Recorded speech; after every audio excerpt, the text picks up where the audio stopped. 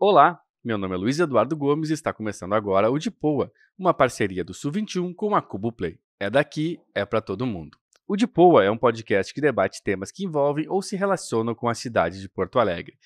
E no programa dessa semana eu tenho a honra e o prazer de receber a deputada estadual Bruna Rodrigues. Bruna, muito obrigado por participar do programa. Digamos assim, tu já é uma fonte recorrente do Sul 21. Tu já participou de versões anteriores de podcasts, de entrevistas em vídeo com a gente, né? Mas essa é a primeira vez que tu participa aqui do Dipoa. Muito obrigado por aceitar o nosso convite. Eu que agradeço, sempre vocês são fundamental na comunicação, na informação do povo da cidade, né. Eu sempre que posso, aí estou em contato com o Sul 21, porque acredito nesse instrumento como, um instrumento potente de comunicação com a cidade, né. Bruna, eu começo perguntando em geral para os nossos convidados do Dipoa como é que eles se relacionam com Porto Alegre, qual é a história deles com Porto Alegre. E a gente estava brincando aqui antes de começar o programa que a gente podia ficar horas e horas falando da tua relação com Porto Alegre. Mas eu queria então te perguntar como é que tu te vê enquanto Bruna e na relação com Porto Alegre. Essa relação ela é profunda, né. Eu vivi minha vida toda em Porto Alegre, nunca morei em outro lugar. E dos 35 que eu tenho, 29 foram ali na Cruzeiro, né, ali na Vila Cruzeiro, antes da remoção, antes daquele processo da Avenida Tronco que removeu milhares de famílias, né. Mas a minha relação com Porto Alegre, ela é uma relação muito profunda. Eu nasci e me criei na Vila Cruzeiro, estudei naquela escola no que vocês inclusive, fizeram parte daquele movimento, né, contra o fechamento da escola Alberto Bins. Eu estudei todo o meu ensino fundamental naquela escola, né, ali eu vivi os melhores momentos da minha infância, tive uma infância bem violenta, bem difícil, né, convivendo com a fome sempre foi muito presente na minha casa. Então a escola sempre foi um ambiente mais feliz, né, naturalmente um ambiente em que a alimentação era presente também, mas o ambiente escolar, né, então vocês participaram daquele processo e foi aquela ali, um dos lugares, muito simbólicos para mim, né. Mas também fui sempre militante desde os meus 16 anos lutando pela vaga na creche, né, para minha filha depois, porque eu entendo a importância da luta pela vaga na creche para mulheres como eu. Foi isso que te colocou na militância? Foi. Tu sabe que o meu pai era militante do PT, né, 30 anos de militância, enfim, mas eu nunca me senti atraída pela política. Acompanhava, né, sabia que tinha aí, partidos políticos, não tinha noção política nenhuma, né, assim, mais profunda, mas, eu estava era um final de semana, era um período eleitoral e eu conheci a Manuela passou na minha rua, estava sentada no cordão da calçada amamentando a minha filha. Esses dias inclusive fiz uma foto, né, sentada na calçada de Porto Alegre, eu sou apaixonada por sentar na calçada, não sei por quê, acho que porque o ambiente da comunidade sempre foi os diálogos sempre foram, dessa forma, né, então sempre tenho uma memória afetiva boa. E a Manuela passava falando da importância da juventude participar, ativamente da política, né. E principalmente quando a gente fala da juventude que materna, né, as mulheres maternam na comunidade muito cedo. E é preciso refletir sobre essa situação, sobre esse fenômeno, né, porque se fala do problema da gravidez na adolescência, mas não se reflete sobre o que leva as meninas a maternar na adolescência. E eu sempre falo, né, as meninas quando são mães, elas são menos violentadas, são menos abusadas, passam menos fome, são mais respeitadas na comunidade. Tem todo um processo de organização comunitária em torno da maternidade, né. Não é, um problema para quem está dentro da comunidade. É um problema para quem está fora, né, e não consegue entender o como se organiza a comunidade. Então eu conheci a política lutando pela vaga na creche. Tem um entroncamento ali na Cruzeiro, que ele fala muito sobre a minha história, a minha trajetória política, que é bem na frente da escola, do outro lado da rua é o postão, né, e do outro lado a avenida que passa, né. A Cruzeiro é muito simbólica para mim, a minha intimidade com a cidade vem a partir da minha região. Eu participei, posteriormente, eu comecei a me organizar, nós conseguimos trazer uma creche, uma escola de educação infantil para a minha comunidade, isso deu um gás, né? Imagina que meninas da comunidade que se organizaram, conseguiram, a partir de uma deputada, conquistar a creche, a tão sonhada creche, não mais para minha filha, né, mas para a filha de tantas mulheres como eu. Hoje meus sobrinhos estão ali naquela escola. Então, a luta pela vaga na creche, ela me guiou até a política, né, conheci a Manu e tal, mas são as batalhas que eu vou enfrentando que vão me dando a consciência de que tudo que eu vivia era um projeto. Isso, eu me lembro do dia, eu estava num debate e nós falando sobre a importância do Estado na vida das pessoas. Isso quando era? Já 2012 ali, no meio de um processo eleitoral, eu participando ativamente, já era presidenta da UAMPA, e eu participei de um debate, e já militante, já organizado, e eu estava num debate, e uma das perguntas era: como tu enxerga o Estado? E eu ali me dei conta de que tudo que eu tinha vivido era um projeto político, né? E passei a me organizar pensando mais como fazer com que mulheres como eu olhem a política com carinho. Então, fui para o orçamento participativo, né? Conheci o verdadeiro orçamento participativo, esse que dialogava, que mobilizava a comunidade. O período do orçamento participativo era ônibus, era mobilização. E a Tronco sempre foi muito... A Tronco, que é uma parte ali da Cruzeiro, sempre foi muito participativa. Então, nós mobilizamos a juventude, fomos, né? Mas ao longo desse encontro com a cidade tem uma série de batalhas, né? Lutar para não fechar a escola, lutar para não fechar o postão da Cruzeiro. Nós nos encontramos também numa dessas batalhas, né? Lutar para defender a minha casa, né? Eu já recebi uma carta por debaixo da porta, dizendo que eu tinha 40 dias para sair. Isso no processo das remoções, isso no processo da duplicação da Tronco, né? Ali nós iniciamos um movimento chave por chave. Seu Zé não é mais vivo, né? Mas foi muito simbólico. A Saraí, que foi uma vereadora da cidade. A Saraí é uma figura muito emblemática na minha trajetória também, uma mulher que tem muito simbolismo, né? Foi vereadora e sempre foi uma mulher muito ativa na região. Então tu via que ela era uma vereadora, mas ela é uma mulher que andava na comunidade frequentemente. Então sempre lutei para, mesmo militante, né, não ainda parlamentar, sempre manter próxima dessa base que eu tenho muito carinho. Bruna, deixa eu te perguntar, desculpa te interromper, mas eu quero te perguntar, que tu está falando da Cruzeiro, eu acho que eu queria te fazer uma pergunta assim, porque a gente fala muito, né, enfim, já conversei muito contigo, com o Matheus, com a Karen, com a Dayana, com a Laura, e a gente fala muito da segregação social e racial que existe em Porto Alegre, que não está nas leis, como já esteve em outros países, mas ela é real, né? E sempre, desde criança, me chocou muito, assim, a relação de como as vilas estão localizadas em Porto Alegre, porque para um olhar desatento, ou para um olhar que não está querendo encontrar a cidade de verdade, as vilas não existem, né? Algumas delas, pelo menos, né? E a Cruzeiro, eu acho que é a mais simbólica de todas nesse processo, porque ela é gigantesca, são dezenas de milhares de... 32 vilas. São dezenas de milhares de famílias, né? Ou melhor, dezenas de milhares de pessoas, né? Não sei se chega a ser 100 mil pessoas, mas enfim... Mais. A toda a Cruzeiro, sim. Pois é. E para quem vive uma cidade que passa pela Cavalhada ou pela Venceslau Escobar, ali pela Icaraí, tu não vê ela, né? Tu vê as bordas no máximo, né? Mas tu não vê aquela vida mesmo, aquela cidade que tem ali dentro, né? E eu queria te interromper porque eu queria que tu falasse um pouquinho sobre a Cruzeiro, né? Como é que tu vê a Cruzeiro hoje? Como é que tu vê a Cruzeiro das tuas lutas? Se avançou um pouco? Se tá melhor? Como é que tu tem visto? Não a comunidade, porque são várias comunidades, né? Mas a Cruzeiro de maneira mais ampla. Quando eu conhecia quando eu me encontrei com a política, eu não conhecia a Cruzeiro, eu conhecia a minha comunidade.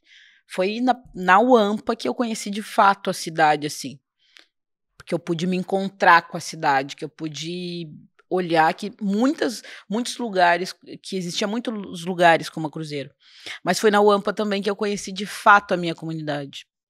que eu pude percorrer, conhecer as associações de moradores, dialogar com as presidências, olhar e ver o entorno, né? E é uma realidade, assim, que eu não canso de me chocar. Porque quando eu entendi que tudo que eu passei era um projeto político, eu entendo que manter esse projeto político é ainda mais cruel, porque hoje a situação da Cruzeiro está muito pior do que na minha juventude, né? Não é estranho para ti ouvir falar que na Cruzeiro aparecem cabeças aí de um lado para o outro. Mas tem muita potência dentro da Cruzeiro. E quando eu falo que o maior opressor dessa comunidade ou das nossas comunidades é o próprio Estado. E eu vou te dizer por quê. Ali na Cruzeiro fecharam ao longo da avenida 3 campos de futebol, 4 praças, e ao longo desses últimos anos fecharam 4 escolas e 20 trabalhos educativos. Quando nós denunciávamos o fechamento da escola Alberto Bins, nós falávamos que quem fecha escola abre presídio. Olha quantos anos isso aconteceu, quantos anos vocês nos entrevistaram ali, e hoje toda aquela realidade, nem eu, que já imaginava que ia ser terrível, nem eu imaginava que a Cruzeiro ia viver os dias que vive. Né? A maior tristeza da minha vida foi dizer para minha filha que ela tinha perdido o irmão. Eu perdi muitos amigos, conheci a política perdendo os amigos, eu falo muito com a Manu sobre isso, né? Essa é uma área que nós não avançamos. Nós não nos relacionamos com a nossa juventude. Infelizmente, o parceiro do cotidiano não é a escola, não é o trabalho, não são as oportunidades. O nosso jovem de periferia ele não encontra as oportunidades primeiro, ele encontra o tráfico todo dia. E por diversas vezes esse é o único lugar de ascensão. Eu não consegui entender por que a nossa juventude, por que a nossa gurizada ia para aquele lugar. E até conversar bastante com o menino e ele disse, olha, o que eu tenho fora daqui? O que eu sou fora daqui? Porque eu conheci a política perdendo os amigos, mas hoje eu vejo as minhas amigas perdendo os filhos. E foi encontrando um menino desse, filho de uma amiga, ele disse, cara, o que tu tá fazendo aí? Tu sabe qual o caminho? Ele disse, não, mas qual outro caminho? Onde é que eu arrumo um emprego agora, com 16 anos? Lá na minha casa precisa de comida. Ele sabe que existe, né? Mas ele não entende que é possível para ele, né? Não, é que não tem. Sim. Não tem. Não é ofertado a ele. Quando na pandemia agora fechou as escolas, não tem merenda, não tem acesso para todo mundo. Quem é que ficou fora da escola? Essa gurizada foi trabalhar de diversas formas. Foi garantir o sustento das famílias, porque a fome voltou, e voltou com força. Então, quando eu olho para Cruzeiro, eu fico muito triste, porque eu vi aquele projeto acontecer. Aquele projeto de exclusão, de marginalização, de descarte daquelas vidas, né? É um projeto em curso de descarte de vidas como a minha. Eu sou a prova que dá para dar certo. Eu sou a prova que, com investimento popular, político, e nas políticas públicas dá para dar certo. Eu sou uma guria que nasceu e se criou na Vila Cruzeiro a vida toda. Eu estudei em todas as escolas ali, eu estudei desde a educação infantil até o ensino médio, e eu sou estudante da Universidade Federal hoje, graças a Deus, tentando sair da universidade. Né? Mas eu sou a prova que dá. E dá por quê? Por que deu comigo? Porque a escola era muito presente na minha vida. Deu comigo porque eu me encontrei com pessoas que me auxiliaram nesse processo. Eu não sou uma regra, porque as oportunidades elas não atravessam todo mundo como me atravessaram.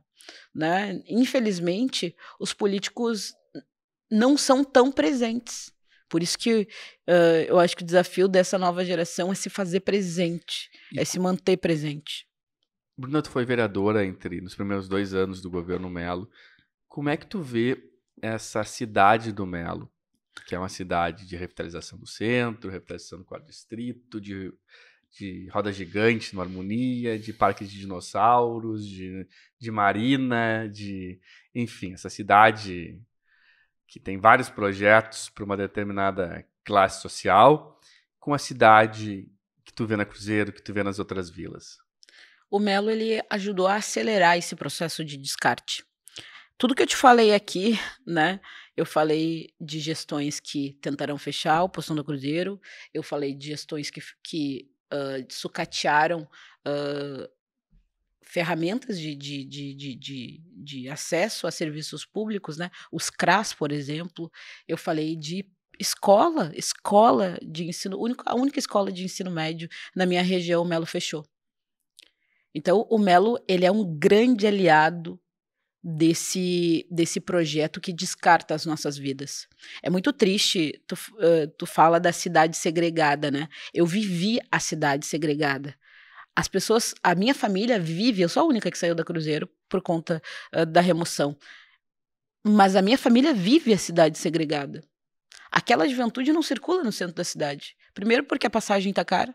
Segundo, porque não tem transporte. O transporte hoje em Porto Alegre, ele é para te levar ao trabalho e te trazer quando te trazer do trabalho, com um transporte completamente sucateado. Esses lugares, né, os lugares dessa cidade que se desenvolve para essa parcela, para que a classe média alta possa olhar e não se encontrar com as periferias. Esse é o projeto. O Melo construiu um muro invisível na cidade. Ele conseguiu, de forma estratégica e planejada, fazer com que as periferias sigam ainda mais à margem do que já viviam antes. É muito triste, né? E tu vê isso, inclusive, nas chamadas, nos marketings, né? Tem aquelas... tu anda pela cidade, tu vê aquelas propagandas, né? Antigamente era Eu Amo Porto Alegre, né? Agora é Eu Amo Porto Alegre e Melnik embaixo. Então, assim, nada contra Melnik, mas eu não quero viver na cidade da Melnik. Eu quero viver numa cidade que tenha gestão e que a Melnik é uma das empresas que fazem parte. A cidade da Melnik é uma cidade que não chega para todos. Né? Mesmo que vivêssemos na cidade da Melnik... Ela não é uma cidade acessível a todos, né? Infelizmente, a galera que eu represento, né? E eu sou muito tranquila. A gente não consegue representar todo mundo, né? Mesmo que tu queira ter uma atuação ampla, enfim. Mas a gente não consegue representar todo mundo. E o povo que eu represento tem vivido a fome, o desemprego, a falta de acesso à educação, as mulheres a falta de acesso à vaga na creche, a falta de suporte para acolher a nossa juventude. Né? A cidade que eu vivi dias muito difíceis. Bruna, e o Melo é um grande aliado. Hoje tu tem uma função não só como deputado estadual, mas como presidente municipal do partido, né? Uma função digamos assim, importante nessa questão do enfrentamento, né, ao governo Melo nas urnas no ano que vem, né, como representante presidente de um partido de oposição, né, que enfim, a gente não sabe ainda como é que vai ser essa articulação da oposição, se vão ter um ou mais candidatos, até vou te perguntar daqui a pouco como é que tu tá vendo, mas primeiro eu queria te ver do ponto de vista mais ideológico, filosófico, assim, como é que se convence a população, ou pelo menos 50% da população, de que esse projeto do Melo, que ele é de alguma forma avassalador, no sentido de que ele avança muitas pautas de uma só vez e dá a sensação, eu acho que tu conversa com as pessoas, e algumas pessoas dizem, não, está acontecendo coisas na cidade, e de fato estão acontecendo coisas na cidade, o que se a gente vai olhar para trás, a população reclamava, por exemplo, do tempo do Fogaça, do Marquesan, do Fortunati não, porque o Fortunati promoveu muitos projetos que não saíram do papel, né? Foi um pouco diferente, né? Mas coisas que na cidade não aconteciam coisas na cidade. E agora estão acontecendo, e como tu disse, só que é um projeto muito específico que está acontecendo. Como é que, do ponto de vista do debate de ideias, se combate esse governo Melo, né? no campo das ideias? Como é que tu vê que é possível combater ele e mostrar para a população que tem outra alternativa, que a oposição tem uma alternativa que é melhor para ela? Primeiro, a gente não pode largar a mão de ampliar o diálogo com o povo, né? Não dá para sair...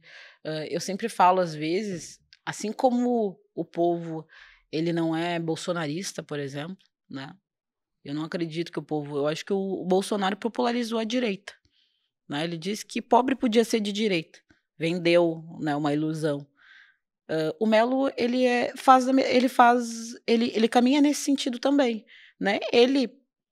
O perfil dele é de um homem popular, a atuação dele é de um homem de extrema direita, né? Que vende a cidade, que entrega a cidade, que desonera para grandes empresários, mas que aperta o IPTU para o povo trabalhador.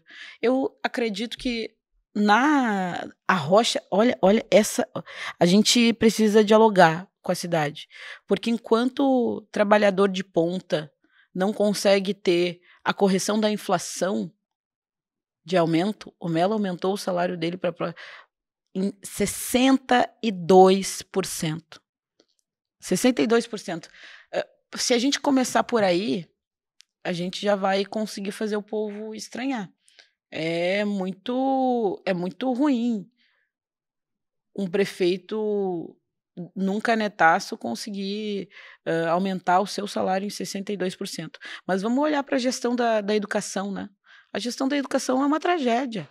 Já passaram 3 secretários. Eu tive na comissão de orçamento. Eu fui a primeira mulher a presidir a comissão de orçamento. O Melo não investe o mínimo constitucional. Não conseguiu, ao longo dos 2 anos que eu era vereadora, investir o mínimo constitucional. Em contrapartida, as nossas escolas estão caindo, sem manutenção, sem professor e com equipamentos que não conseguem nem ser instalados e superfaturados.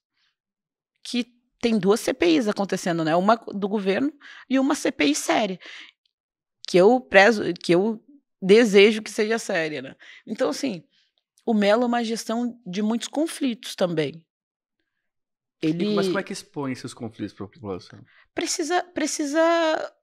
Eu sempre olho para cada comunidade e busco fazer relação. Se eu olhar para Cruzeiro hoje, primeiro, né? Tu tem uma avenida que passa e que prioriza o asfalto. Não tem uma moradia sequer entregue na Vila Cruzeiro. Nenhuma. Aqueles apartamentos, quem foi para o aluguel social vive um drama profundo. E eu nem sei se vai ter a sua casa de volta. Então, se a gente for olhar para a moradia, a gente vai olhar nesse sentido. A gente tem um déficit de vagas na creche absurdo em Porto Alegre. Sem planejamento. Não tem metas. Então, quando tu vai olhar... O Melo fechou 2 escolas renomadas de ensino médio na cidade. Então, quando tu olha para a cidade, para cada região, tu vai ver ali, né? O Melo terceiriza a cidade, quer vender educação em bloco, né? Se tu não tem competência para gerir a cidade, né? Então, assim, eu vejo muitos problemas da cidade e o povo que eu dialogo também vê. Porque as nossas comunidades não estão vivendo dias melhores. O transporte está ruim, né? Ele passa só nos horários de pico, quebrado, lotado. Essa cidade que se desenvolve, essa cidade do 4º distrito, ela não é uma cidade acessível a todos, né? Então, esse é o diálogo que nós precisamos... Nem para o pessoal do 4º distrito, né? Exato! Tem bastante... Uma parcela está sendo varrida do 4º distrito. Estão fazendo mais uma higienização, porque essa higienização tentaram fazer na Cruzeiro. A Avenida Tronco, ela é uma avenida auxiliar ao Barra Shopping. Então, assim, na habitação, né? O Melo fazia aquele discurso dos prédios públicos que deveriam ser, ou dos prédios ociosos que deveriam ser destinados à moradia popular. Não aconteceu. Nenhum, né? Não é que não aconteceu muito, conheci ali a Ocupação Saraí, um prédio no centro da cidade que já teve uma série de especulações, que já teve a reintegração e que agora está sendo entregue para o setor empresarial. Para dar um rooftop verde. Exato. Então, assim, que cidade que tá boa? Bom, é bonito olhar a orla, beleza, mas a orla não te leva para casa, a orla não bota comida no prato, a orla não te garante saúde. Os nossos postos de saúde na minha região fechou 3. Então, assim, tu vai no postão, dependendo da hora que tu for, não tem médico. Tu vai no posto de saúde, é aquele povo trabalhador fazendo mágica. Nós podíamos ter mais de 3.000 agentes comunitários de saúde, nós temos 400 e poucos. Então, assim, essa cidade... ela não é acessível a todos. Ela não é boa para todos. E para a maior parte dela, ela é muito ruim. E como é que a oposição, na sua visão, se articula para essa disputa? Como é que tu está vendo as conversas? Nós precisamos, assim, primeiro, né? Nós precisamos arrancar junto. Nós precisamos sair junto. Nós precisamos estar unificados. Eu acredito na derrota do Melo. Eu acredito que nós temos chance de fazer com que a cidade reflita sobre a sua situação. Não tem como uma cidade ela ter um equilíbrio econômico e social com uma parcela dela vivendo bem. Essa cidade que segrega, que anda segregada, que anda separada, que não se encontra, ela não é boa para ambos os lados. Porque se na Cruzeiro nós não disputar a nossa juventude com o tráfico, a cidade vai ficar mais violenta. E não adianta tu tá lá no Moinhos se esse ambiente da cidade não for mais seguro, né? Então, nós precisamos de uma cidade que se desenvolva. Para construir essa cidade que se desenvolva, quem entende a importância de uma cidade para todos precisa estar junto. Eu acho que nós estamos falando muito, a Manuela falou muito esses dias sobre a eleição do Lula. Ela foi uma eleição muito ampla, né?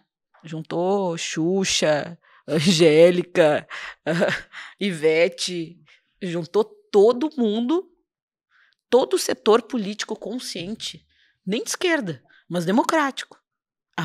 Tava junto, arrancou junto. Ninguém deixou fazer campanha no segundo turno. Todo mundo arrancou junto. E nós ganhamos a eleição ali. Na minha opinião... A gente sabe também que teve muita fraude para impedir, né? Mas... Não, tudo bem. Mas sim, tu acha sim. que Porto Alegre vai ser diferente? Não, eu inclusive sou... Eu acho que essa cidade vai ser... Essa eleição municipal vai ser a mais parecida com a eleição federal. Então... Porque eu convivi na Câmara de Vereadores. Eu sei quem são os vereadores que vão estar na rua e como vão fazer a campanha.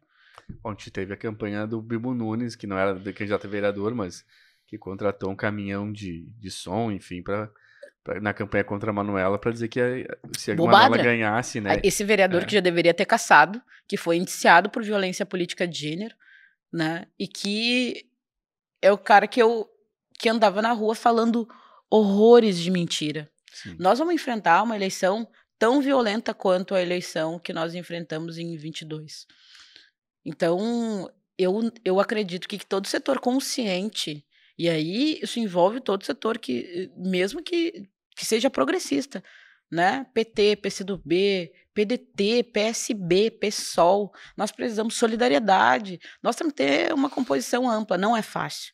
É muito desafiador. Mas, na minha opinião, nós precisamos discutir um projeto de 4 anos e não de 2. E eu te digo por quê. Porque se nós construirmos um projeto de 2 anos, falta espaço. Falta espaço. Na vida real, né, todo mundo quer se ver alocado, quer se ver contemplado, quer se ver dentro. Num projeto de 4 anos, nós conseguimos, primeiro, envolver todos os atores políticos necessários. Tu diz, no caso, já pensar a eleição para a prefeitura com o governo do estado? Claro. E eu sustento com argumentos. Porque nesse projeto de 4 anos, nós podemos ter uma composição ampla. Se o Melo ganhar a eleição, ele é um forte candidato ao governo do estado. E ele vem com muitas chances. Nós precisamos primeiro derrotar o Melo. Essa precisa ser a missão, né, de todo mundo que entende que nós precisamos retomar, nós precisamos ter essa cidade de volta para os porto-alegrenses e não para as empresas. Né? Então, nós precisamos pactuar isso. E o PCdoB? Alguma chance da Manuela ser candidata ou pleitear ser candidata? Eu acredito que sim. A Manuela fala bastante da gente não começar a discussão pelos nomes, né? Porque se tu começa pelos nomes, tu já baliza o debate. Mas a Manuela, em 2020, teve um papel fundamental. Eu fazia muito tempo que não via tantas famílias na rua, tantas bandeiras nas janelas, né?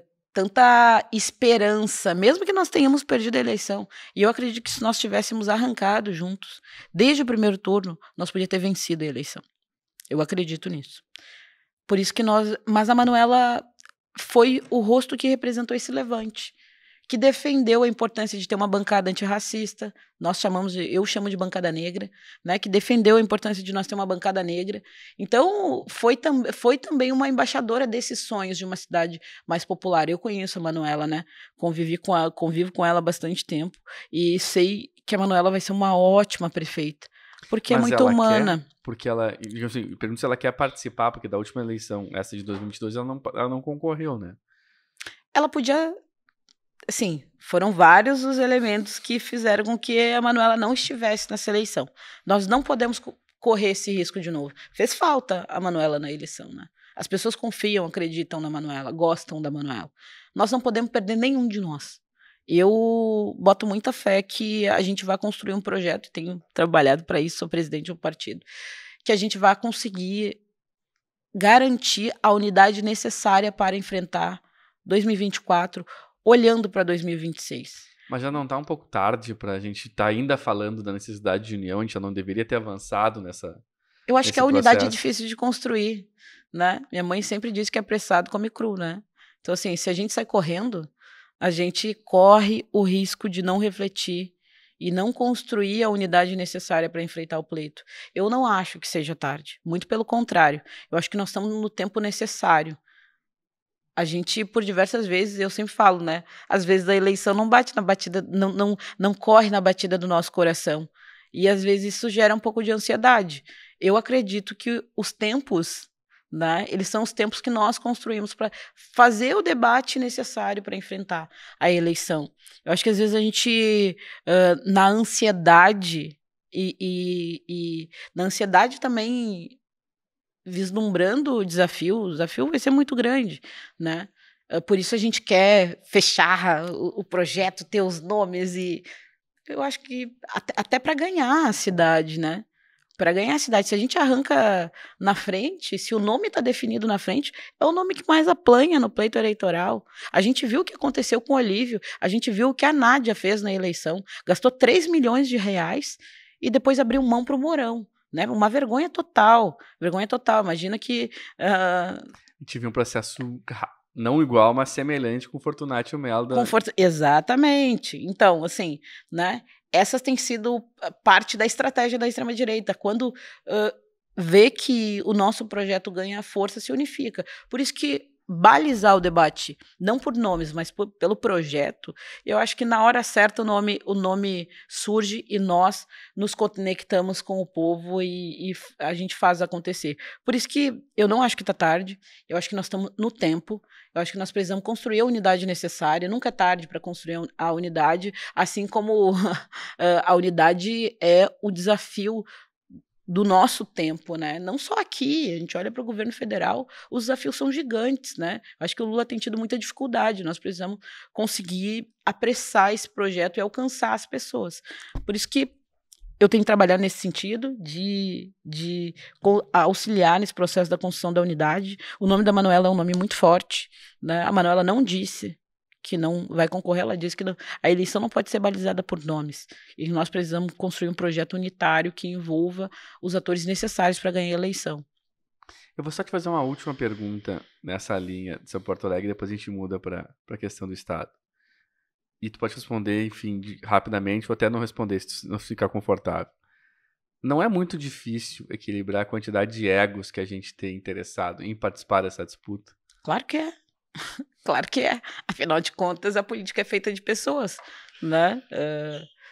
Eu estou muito tranquila, né? Eu falo da importância da bancada negra na eleição, por exemplo. E eu não falo da minha importância dentro do processo, eu falo da importância da bancada negra, dessa galera que faz parte de um sentimento. A bancada negra é um projeto político associado a um sentimento. E não estaria na hora de alguém da bancada negra ser o candidato a prefeito? Porque eu não acho que esse seja o norte que baliza o projeto e que consiga garantir a unidade. Eu quero que nós sejamos parte dessa construção e que pode, inclusive, ter um dos nomes dentro do processo que pode, inclusive, combinar em liderar esse processo. Mas nós precisamos levantar esse debate, nós precisamos construir ele. Eu não acredito num projeto que dê certo sem sem esse elemento que é fundamental. O único elemento novo dos últimos processos eleitorais foi a bancada negra. Nós conseguimos um feito histórico, né, que é a eleição municipal 2 anos depois, a ocupação da Câmara Federal e da Assembleia Legislativa. Pensa que nunca na história da Assembleia Legislativa nós tivemos a presença de uma mulher negra. Então, é um projeto político, mas é também um sentimento. E como é que tem sido essa mudança para ti, de vereador agora para deputado estadual? Primeiro, a Câmara de Vereadores foi o lugar mais violento que eu já passei na minha vida. Mais violento, assim. Ali eu ouvi vereador dizendo que eu só podia ter tesão por ele, por defender trabalhador, né? Esse dia foi um dia muito emblemático, porque eu vi trabalhadores chorando o trabalho da sua vida, né? Que era a retirada dos cobradores e das cobradoras. Eu vi o fim da Carris, eu vi a invasão da Câmara com suástica, eu vi uma mulher que olhou para mim e disse que eu só podia ser empregada dela e fez um sinal, um gesto de cor. Eu fui chamada de lixo. Ali foi o lugar mais violento que eu já vivi, né? Então, mas o lugar que me ensinou que parte dessa construção é enfrentar essa violência. Enfrentar essa violência que não atinge só a mim de forma isolada. É a mesma violência que mata a nossa juventude. Esses dias teve um episódio na Cruzeiro que eu tenho falado assim com muita tristeza. Mataram 5 jovens. 5 jovens que podiam estar na escola. Ninguém falou que eram 5 jovens menores de idade. Todo mundo falou que eram 5 bandidos. Eu não estou questionando o lugar em que eles estavam, a situação em que eles estavam. Estou falando que o Estado fechou escola, fechou trabalho educativo, fechou praça, fechou escola, não garantiu merenda. E que se orgulha, vai para a TV dizendo que matou, que é a inteligência da brigada. Ora, nós temos uma polícia especialista em matar, né? Nós temos um sistema carcerário especialista em não ressocializar. Não existe ressocialização no Brasil se não for por parte da iniciativa da sociedade civil organizada a partir das famílias, né? Então, nós estamos falando de todo um sistema que se organiza para tirar as nossas oportunidades. Isso eu enfrentei na Câmara de Vereadores e vi o discurso deles se materializando, desconstruindo as nossas histórias, as nossas trajetórias, né? Então, foi um processo muito intenso, né? Tenso, intenso. Ali eu conheci o que era na prática a violência política de gênero, né, que mantém essa estrutura, né, da política tradicional.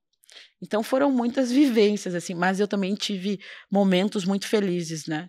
Eu fui a primeira mulher a gerir a comissão de orçamento, a poder incluir no orçamento emenda para combate à pobreza menstrual, portanto garantir dignidade menstrual. Eu fui em escola entregar o absorvente para diversas meninas. Imagina que 1 em cada 4 meninas deixa de ir para a escola porque não tem absorvente. Então, poder chegar ali, né, e garantir que esse seja um debate em 2023. Né? Quantas meninas foram alijadas do seu acesso, do seu direito de acessar a educação por conta de algo que é natural, é biológico, é do corpo. Deveria ser um debate da sociedade e não das mulheres, né? Então, poder travar esses debates, popularizar o orçamento, fazer com que mulheres como eu consigam olhar o discurso político e a materialização do projeto aplicada ao orçamento, né? Então, foi uma experiência, se por hora, muito difícil, emblemática, violenta.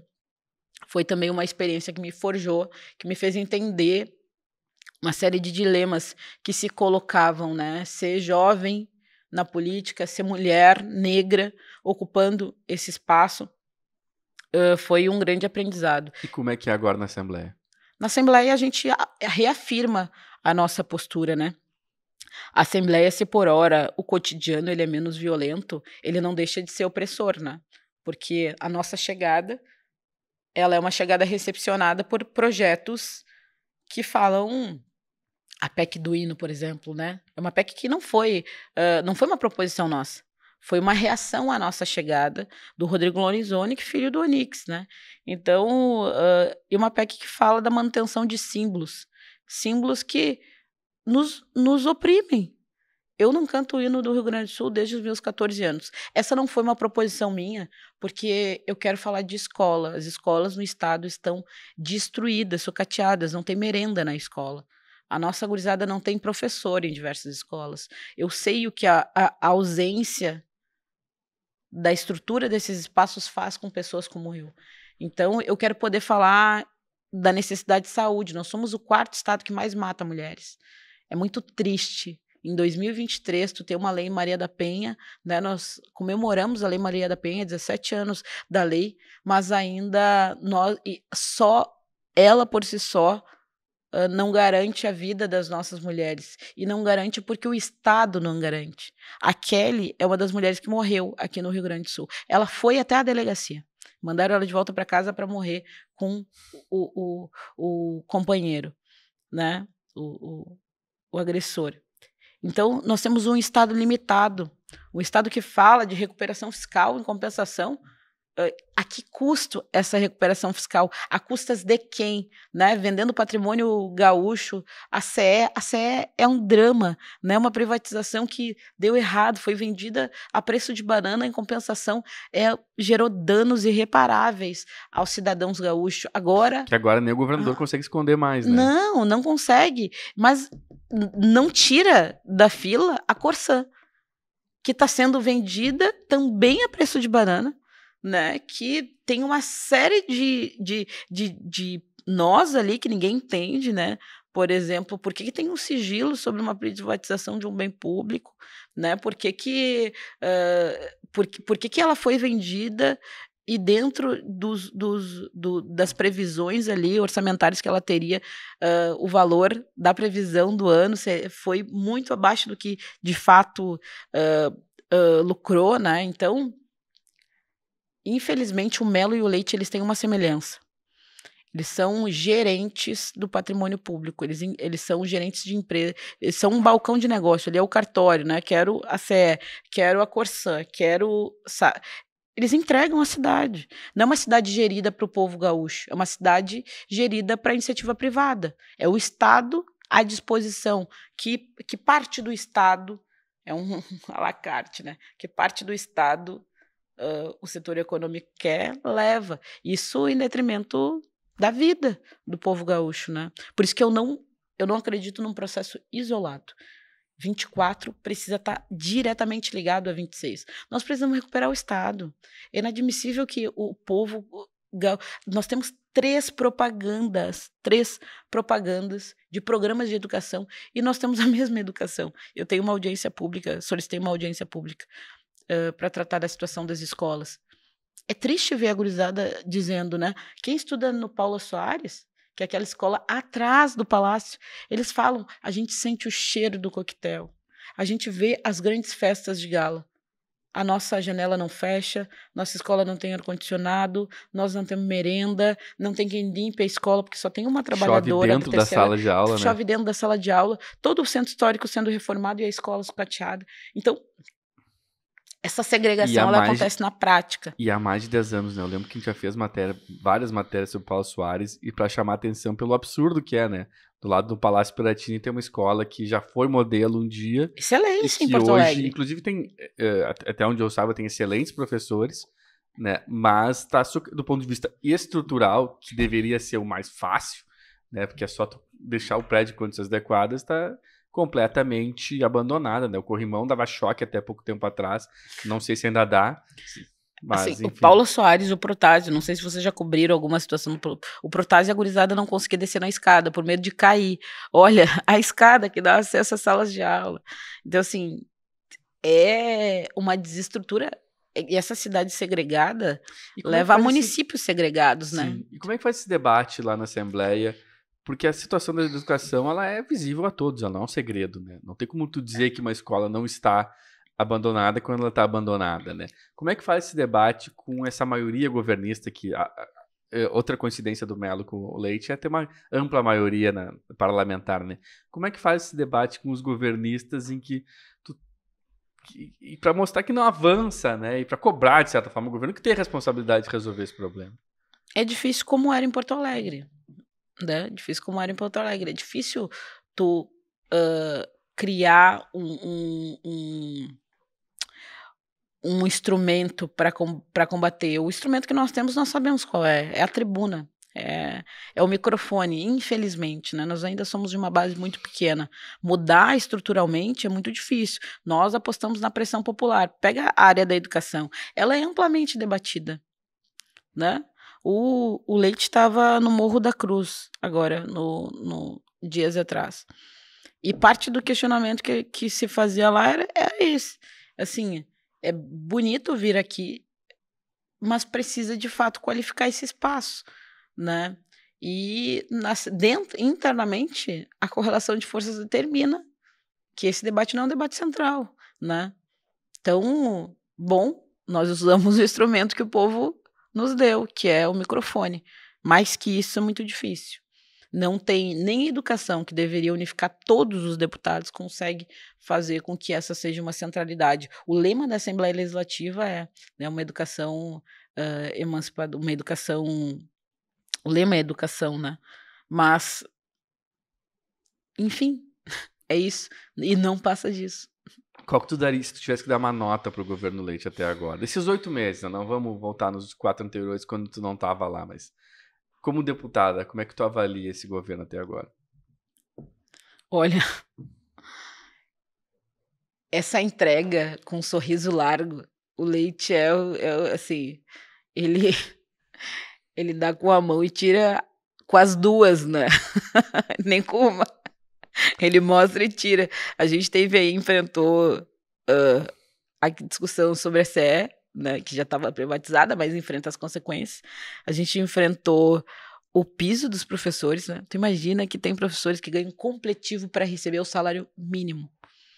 Mínimo, tem professores não, trabalhadores de escola, né? Essas áreas da merenda, da higienização. Os professores recebem o coletivo pro piso do magistério, né? Agora eles fizeram uma mágica que tira daqui, tira dali, completa, mas na vida real não mudou nada. Então, assim, mudou o cálculo para que eles pudessem ter o piso. Em contrapartida, o piso não impactou em nada, porque eles receberam o que eles já recebiam e mudou o cálculo. Então, assim, o Leite é um grande ilusionista. Eu definiria ele assim, né? Parece que faz muito, mas na vida real, né, tira muito da vida do povo. Eu, nesses meses que estou na Assembleia, teve uma ação que nós valorizamos, que nós conseguimos assim dizer, até que um dia uma ação, né, que foi uma ação de entrega de alimentos ali na Vila Cruzeiro, que foi uma mediação do Conselho Estadual de Segurança Alimentar. Então, assim, é muito difícil ser oposição e a gente tem que reconhecer, né? Ele é bom nesse ilusionismo, né? E engana muito. Eu acho que o nosso maior desafio é o analfabetismo político, porque faz com que o nosso povo se engane com um rostinho, com um sorriso, com um abraço, né? E o nosso povo é tão carente, os políticos às vezes não dão nem isso, né?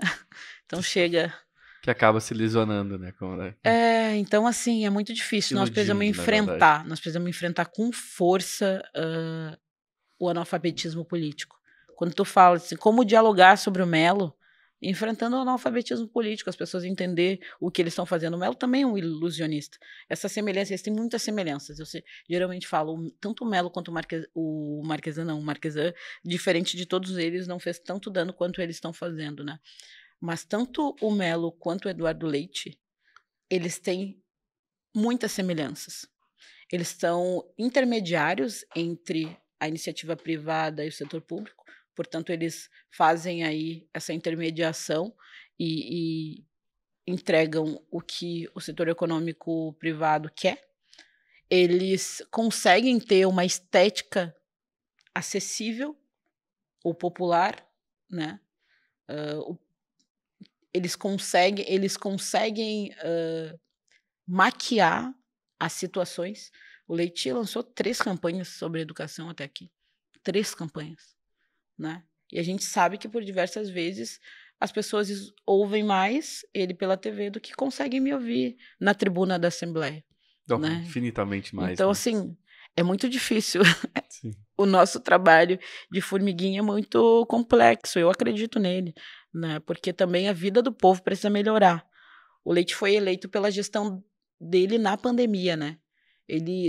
A relação dele com o Bolsonaro, a relação do bolsonarismo e de quem não era bolsonarista na raiz, assim, já tornava as pessoas mais palatáveis, né? Então, por não ser negacionista, por essas coisas, eu acho que fez com que ele tivesse essa estética, assim. Bruna, queria te agradecer muito pela participação no nosso programa. Poderia ficar aqui mais muito tempo, enfim, poderia até voltar a outros assuntos que a gente conversou, que eu gostaria de ampliar se a gente tivesse mais tempo, né? Mas a gente combinou de encerrar o programa 2 da tarde, de sexta-feira que a gente grava, são 2:01. Então, eu queria te agradecer muito por participar pela nossa conversa e te convidar para voltar em outra oportunidade. Primeiro, me convidem sempre, né? Eu gosto muito de debater esses temas. Eu decidi construir uma política muito próxima das pessoas, né? Uma política que envolve a construção cotidiana. Ela é muito difícil também. E vocês são fundamentais nessa construção, nessa cobertura, né? Às vezes, por diversas vezes, os grandes meios de comunicação não são acessíveis, não querem ser também, e não cobrem pautas importantes. Eu acredito na construção de uma sociedade e de uma cidade antirracista, portanto, nós precisamos falar do que é essa cidade antirracista, né? Do que é esse Estado antirracista. Nós precisamos falar desse conceito de classe que nos separa, né? É inadmissível que tu tenha uma parcela da cidade vivendo bem, comendo bem, andando bem, e em contrapartida outra parcela da população que não tem acesso ao básico, né? Nós vivemos uma sociedade onde a maior parte da população vive em insegurança alimentar. Então, nós precisamos pensar nessa cidade com muito carinho. Eu tenho muito carinho por Porto Alegre, né? É a minha cidade matriarca, né? A cidade que me cuida. Eu fui uma menina que foi... Essas crianças que tu encontra na sinaleira, eu vivia aquela realidade. Eu só não era uma menina de rua porque eu voltava para casa. Mas essa cidade que me ensina que dá para mudar, que dá para ser diferente, que dá para não perder a conexão com a vida real do povo. Ontem eu estava lá no Morro da Cruz com as gurias, né? E é uma galera que cotidianamente luta para sobreviver e não abandona os seus. Nós precisamos aprender com as nossas comunidades, que mesmo que enfrentem dias muito difíceis, não perdem a esperança e não largam a mão do outro. Eu aprendo muito cotidianamente, boto muita fé na política. Eu acredito que tem os maus políticos, mas eu acredito muito na política. A política muda, transforma. Então, trabalho bastante para construir essa cidade antirracista, que pense como nós enfrentamos o desafio de classe, né, da classe que trabalha, que luta todos os dias e que não consegue garantir a comida no prato, nessa cidade que precisa olhar para as mulheres com carinho. É inadmissível que a gente viva nesse estado, que seja o 4º estado que mais mata mulheres e que nós não tenhamos uma secretaria de política para as mulheres, né? Então, os desafios são gigantes e eu estou disposta a estar junto com o povo enfrentando eles. Muito obrigado, então, mais uma vez, Bruno. Eu queria agradecer especialmente a você que esteve mais uma vez na audiência do nosso De Poa, ou você que esteve pela primeira vez na audiência do nosso De Poa. Convido a todos a seguirem o Sul21 e a Cubo Play em todas as plataformas de redes sociais, Facebook, WhatsApp, Instagram, enfim, Twitter. Siga, bote Sul21 e Cubo Play em todas as plataformas, você vai achar facilmente. Convido a todos também a compartilharem esse programa se vocês gostaram. Acho que essa conversa foi muito interessante. Enfim, independente de como você enxergue a situação política de Porto Alegre, a situação de Porto Alegre, acho que essa conversa com a Bruna foi muito interessante. Então, convido todos a compartilharem, de novo, no grupo de WhatsApp, grupo de Facebook, com quem puder, porque acho que é muito legal também te ouvir uma deputada estadual assim, de uma maneira tão informal e tão franca como foi essa conversa com a Bruna. Então, mais uma vez, obrigado, Bruno, e obrigado a todos que estiveram na audiência, e nós voltamos na próxima semana.